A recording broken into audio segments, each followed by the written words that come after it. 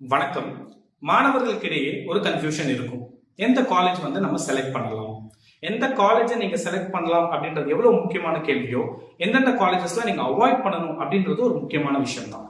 இந்த வீடியோல நம்ம அதை பத்தி தான் பேச போறோம். முதல் விஷயம் லேக் ஆஃப் அக்ரெடிட்டேஷன்.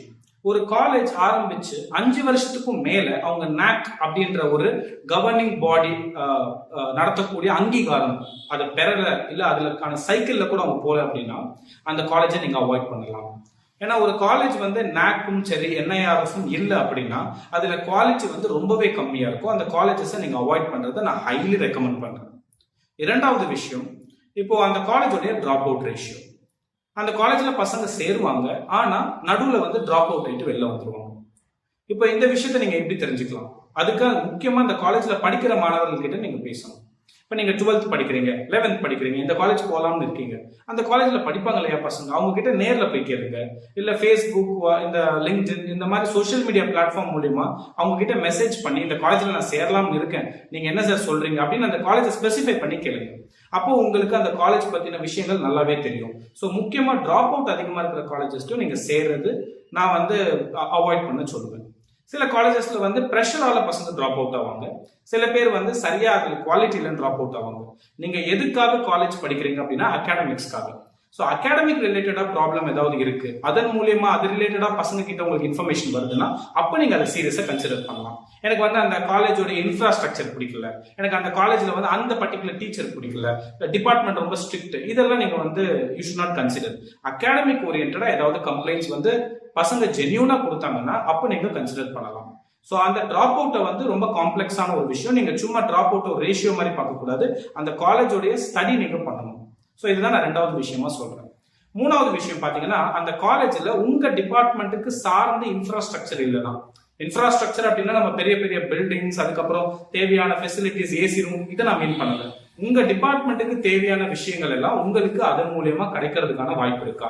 இல்ல எல்லாமே ஷேரிங்ல தான் போகுது சார், எல்லாமே சைக்கிள் பேசிஸ் தான் சார், எங்களுக்குன்னு ஸ்பெசிஃபைடா எதுவுமே கிடையாது அப்படின்னும் போது அந்த காலேஜ்ல இன்ஃப்ராஸ்ட்ரக்சர் சரியில்லைன்னு அர்த்தம். அப்போ நீங்க அந்த காலேஜை அவாய்ட் பண்ணலாம். சரி, நீங்க காலேஜை பொறுத்த வரைக்கும் நமக்கு என்னதான் காலேஜ் அப்படின்னாலுமே நம்ம ஒரு டிபார்ட்மெண்ட் குள்ள தான் இருக்க போறோம், isn't it? நமக்கு டிபார்ட்மெண்ட் தான் ரொம்ப முக்கியம். அப்போ நீங்க அடுத்த ஸ்டெப்பா, 4வது ஸ்டெப்பா நான் என்ன சொல்வேன்னா, டிபார்ட்மெண்ட்டை பத்தி நீங்க ஸ்டடி பண்ணுங்க. இப்ப நீங்க ஒரு காமர்ஸ் டிபார்ட்மெண்ட் போறேன் அப்படின்னா முக்கியமா டிபார்ட்மெண்ட்னா ஃபேக்கல்டிஸ், அந்த ஃபேக்கல்டியோட ப்ரொஃபைல் பாருங்க. என்ன படிச்சிருக்காங்க, என்னெல்லாம் ரிசர்ச் இருக்கும் பண்ணியிருக்காங்க, என்ன ஜேர்னல் பண்ணியிருக்காங்க, என்ன புக்ஸ் எழுதியிருக்காங்க, இந்த மாதிரி கிரெடென்ஷியல்ஸ் எல்லாம் பாருங்க.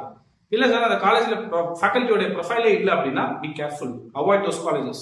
அந்த ஃபேக்கல்டியோட ப்ரொஃபைல் கூட போடாம அது என்ன வெப்சைட், அது என்ன காலேஜ், அவங்க என்ன படிச்சிருக்காங்க, இதுக்கு முன்னாடி எத்தனை வருஷம் இருந்திருக்காங்க.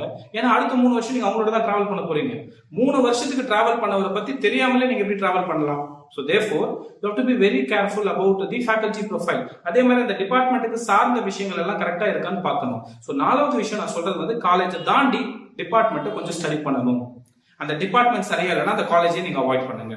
இதெல்லாமே ஒரு ரிமைண்டர் மாதிரி தான். ஒரு ப்ரொஃபஸரா இருக்கிற எங்களுக்கும் ஒரு ரிமைண்டர் தான். இன்னும் நாங்க மேல படிக்கணும், மேல இதுக்காக நாங்க டைம் ஸ்பெண்ட் பண்ணணும் அகாடமிக்ஸ்க்குன்னு. அதே மாதிரி பசங்களும் பாத்தீங்கன்னா அந்த ப்ரெஷரை கொடுக்கணும். அப்பதான் அது பேலன்ஸ்டா போகும் அப்படின்றது என்னோட பாயிண்ட். அண்ட் கடைசி விஷயமா நான் சொல்றது அந்த பர்டிகுலர் டிபார்ட்மெண்ட்ல பிளேஸ்மெண்ட் எப்படி இருக்கு. பிளேஸ்மெண்ட் நல்லா இருந்தது அப்படின்னா நமக்கு நாளைக்கு போஸ்ட் கிராஜுவேஷன் பண்றதுக்கான வாய்ப்புகள் குறைஞ்சா கூட ஒரு நல்ல கம்பெனில போயிடலாம். அதுக்கப்புறம் கூட நம்ம சொந்த காசு போட்டு நம்ம பிஜி பண்ணலாம். எதுவுமே இல்லாம வெறும் யூஜியை வச்சுட்டு அந்த காலேஜ்ல பிளேஸ்மெண்ட்டும் கிடையாம எதுவும் இல்லாம இருக்கிறதுனால அந்த காலேஜ்ல நீங்க படிக்கிறதுடைய பலன் ரொம்ப கம்மியாகும். என்னதான் நம்ம நாலேஜ்க்காக போனாலும் நாளைக்கு வேலைக்கு போனோம் அப்படின்றது நம்ம அல்டிமேட். அப்போ வேலைக்கு போறதுக்கான ஃபெசிலிட்டி அந்த காலேஜ் கொடுக்குதா அப்படின்றத நீங்க ஸ்டடி பண்ணணும். ஸோ இந்த 5 விஷயங்களும் நீங்க ஸ்டடி பண்ணும் பொழுது உங்களுக்கு அந்த காலேஜ்ல சேரலாமா வேணாமா அப்படின்ற புரிதல் வரும். ஸோ கண்டிப்பா இந்த விஷயங்கள் எதுவுமே அந்த காலேஜ்ல இல்லைன்னா ப்ளீஸ் அவாய்ட் தோஸ் காலேஜஸ்.